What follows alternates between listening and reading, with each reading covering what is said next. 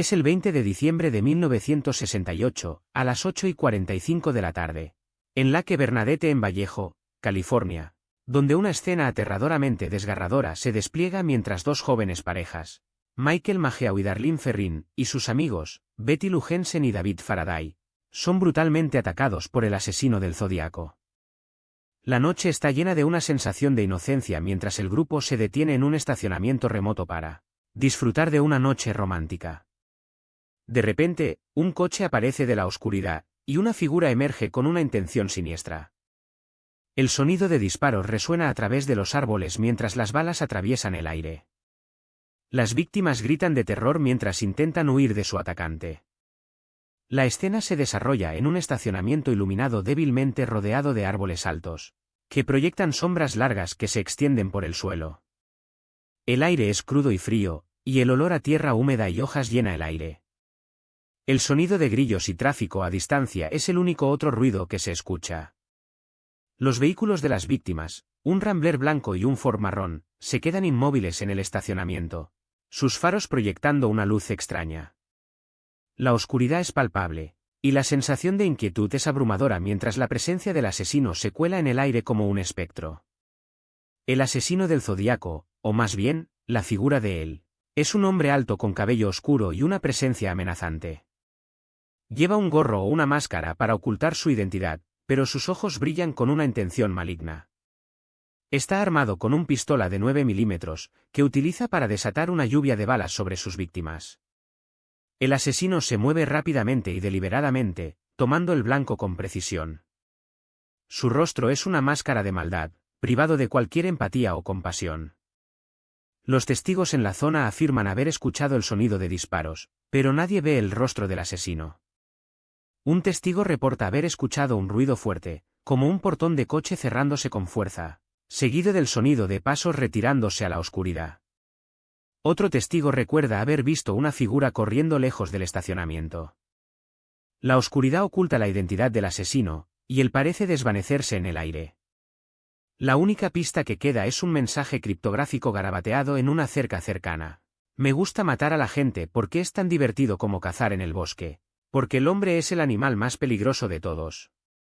Antes de seguir adelante, haga clic en el botón de suscripción y ese pequeño timbre para estar notificado cada vez que publiquemos un nuevo caso. Publicamos nuevos casos todos los días. Y vamos a explorar algunos de los crímenes más impactantes de la historia. Hoy, estamos mirando el caso del asesino del Zodíaco, uno de los asesinos en serie más infames de la historia estadounidense. El asesino del Zodíaco estaba activo en el norte de California durante la década de 1960 y principios de la década de 1970, y sus crímenes sacudieron la nación hasta sus cimientos. Voy a llevarlo de regreso al comienzo de esta historia, donde todo comenzó en Vallejo, California, en la década de 1960. La primera víctima conocida del asesino del Zodíaco fue David Faraday, un estudiante de secundaria de 17 años que estaba en una cita con su novia, Betty Lou Jensen. Faraday y Jensen fueron asesinados mientras estaban estacionados en su coche, lo que desencadenó una ola de miedo y pánico que se extendió por la región. Durante los siguientes años, el asesino del Zodíaco reclamaría la vida de 5 personas más, incluyendo a Michael Mageau y Darlene Ferrin. El asesino envió cartas y mensajes criptográficos a la policía y a los periódicos, burlándose de ellos con sus crímenes y afirmando haber matado hasta a 37 personas.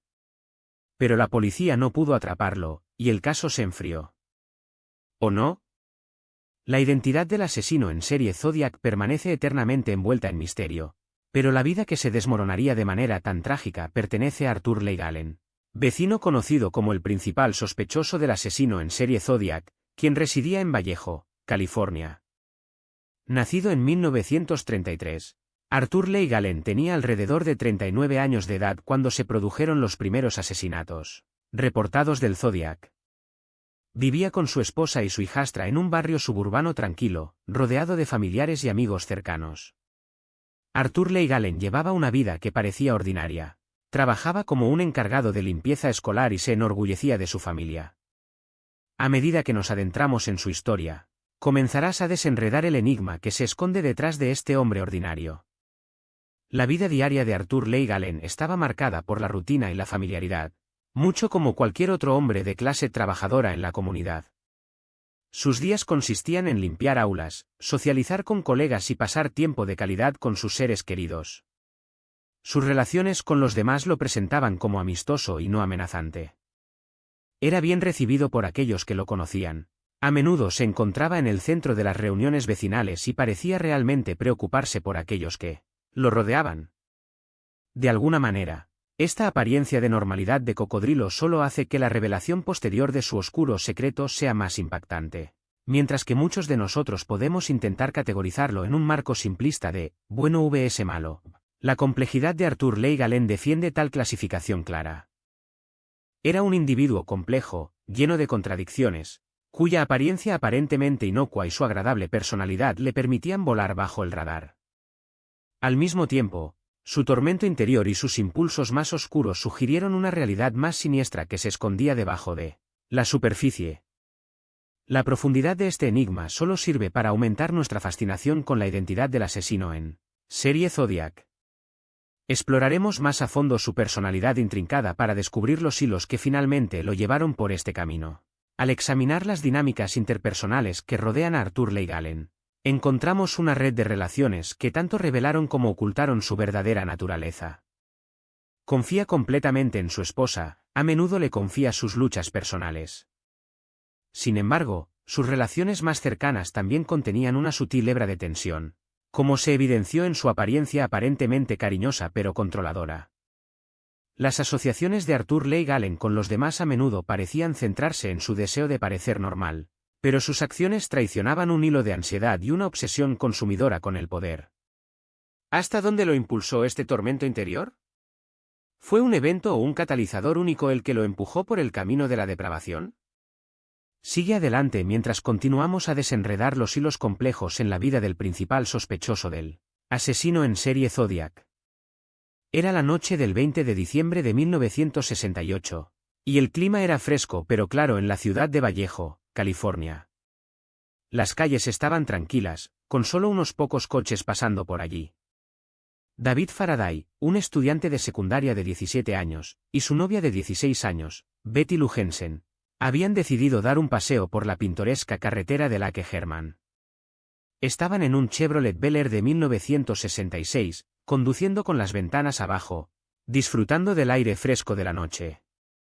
A medida que se acercaban a la intersección de Lake Herman Road y Fulton Avenue, sus vidas tomarían un giro devastador.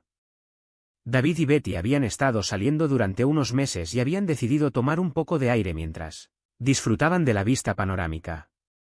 Habían estado estacionados un rato, y David estaba revisando su reloj para ver qué hora era, cuando notaron que un coche se acercaba detrás de ellos. Al principio no pensaron mucho en ello, pero luego se dieron cuenta de que el coche tenía ventanas tintadas, lo que parecía sospechoso. La persona en el segundo coche salió y se acercó al coche de David y Betty, y lo que parecía una interacción normal se convirtió rápidamente en un encuentro aterrador. La persona en el segundo coche sacó una pistola y disparó múltiples tiros al coche de David, hiriendo a ambos David y Betty. El sonido de los disparos resonó durante la noche, y en un instante, la tranquila noche se convirtió en un escenario de caos y horror. David logró salir del coche, pero estaba mortalmente herido, y Betty Lou murió instantáneamente. El asesino entonces se alejó a gran velocidad, dejando a David arrastrarse por el lado de la carretera en agonía. El detalle más impactante de este crimen es que las últimas palabras de David Faraday fueron una súplica al asesino, pidiéndole que le permitiera ver a Betty una última vez. Esta petición conmovedora ha quedado grabada en la memoria de los investigadores y la comunidad hasta el día de hoy y a menudo se cita como una de las pruebas más convincentes en el caso. El hecho de que David fuera capaz de reunir la fuerza para hacer tal solicitud desesperada, sabiendo que estaba muriendo, es un testimonio del profundo impacto de las acciones del asesino. La imagen de un David moribundo, suplicando al asesino, es una que ha atormentado a muchos durante décadas y sigue siendo un tema de fascinación. Sus últimas palabras quedarán grabadas para siempre en la mente de aquellos que siguen este caso. Ahora, vamos a sumergirnos en las reacciones inmediatas de la comunidad y la policía. La primera persona que descubrió el crimen fue un conductor que pasaba por allí, quien informó haber oído disparos y haber visto un coche oscuro alejarse a gran velocidad. La policía fue llamada al lugar, y los oficiales respondieron rápidamente, pero cuando llegaron, el asesino ya se había ido. La investigación se convertiría en una de las más infames de la historia, con el asesino burlándose a la policía con cartas y códigos criptográficos. El caso permanecería sin resolver durante décadas, con muchas teorías y sospechosos emergiendo, pero la verdadera identidad del asesino seguiría siendo un misterio. Comente abajo, ¿qué cree que realmente sucedió aquí? ¿El asesino se dirigió específicamente a David y Betty, o fue un acto de violencia aleatorio? ¿El asesino buscaba algo más que un simple placer, o fue un acto calculado de asesinato? ¿El asesino se inspiró en otros asesinos en serie o fue un evento aislado? La verdad detrás de los asesinatos en la que Hermann Roth sigue siendo un misterio, y es a ustedes, los espectadores, a quienes corresponde especular y tratar de reconstruir los eventos de esa noche fatídica. A medida que la investigación continúa, se vuelve claro que los asesinatos en la que Hermann Roth fueron solo el comienzo de un plan mucho más grande y más siniestro. El asesino no fue un evento aislado, sino un maestro que seguiría cometiendo crímenes atroces en los años siguientes. La policía se quedó atascada, y la comunidad se quedó paralizada de miedo mientras el asesino del Zodíaco, como más tarde se le conocería, continuaba burlándose y atemorizando a la gente de California del Norte. La verdadera extensión de los crímenes del asesino del Zodíaco no se revelaría hasta mucho más tarde. Pero una cosa estaba clara, la noche del 20 de diciembre de 1968. Quedaría grabada en la memoria de la gente de Vallejo para siempre. Y mientras nos alejamos del escenario del primer crimen del asesino del Zodíaco, una pregunta permanece: ¿quién estaba detrás del volante de ese coche oscuro aquella noche? ¿Fue un individuo aislado o un miembro de una organización más grande? La investigación apenas comienza, y tomará años de trabajo incansable y determinación para descubrir la verdad.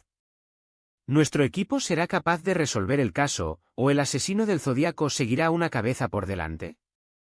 Vuelva a unirse a nosotros la próxima vez para saberlo. La policía respondió por primera vez a los crímenes del asesino del Zodíaco en julio de 1969, después de que una serie de cartas y códigos criptográficos comenzaron a llegar a los periódicos locales.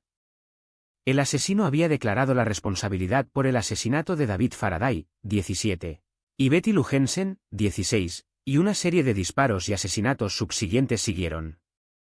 La respuesta inicial fue caótica, con múltiples agencias involucradas en la investigación. La policía se sintió perpleja por el uso hábil de códigos del asesino y su capacidad para evadir la captura. El miedo y el pánico del público crecieron a medida que ocurrieron más asesinatos. La pieza clave de evidencia que cambió todo fue una carta recibida por el San Francisco Chronicle en julio de 1969, que incluía un mensaje criptográfico y un mapa tosco del escenario del crimen. La carta estaba firmada por una persona que se hacía llamar el asesino del Zodíaco, pero fue el uso de un símbolo específico que llamó la atención de los investigadores. Este símbolo, una cruz con una luna creciente, se convirtió en un signo distintivo de las comunicaciones del asesino y se utilizó consistentemente en sus cartas. La policía estaba ahora en alta alerta, sabiendo que se enfrentaban a un asesino astuto y calculador. Se dieron cuenta de que tenían que tomar en serio los mensajes criptográficos del asesino del Zodíaco. La policía identificó varios sospechosos principales durante la investigación, pero ninguno de ellos pudo ser confirmado como el asesino del Zodíaco.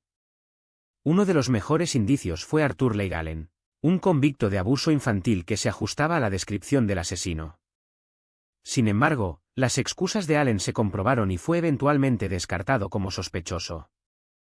Otro sospechoso fue Richard Gaikowski, un periodista que trabajaba para el San Francisco Chronicle.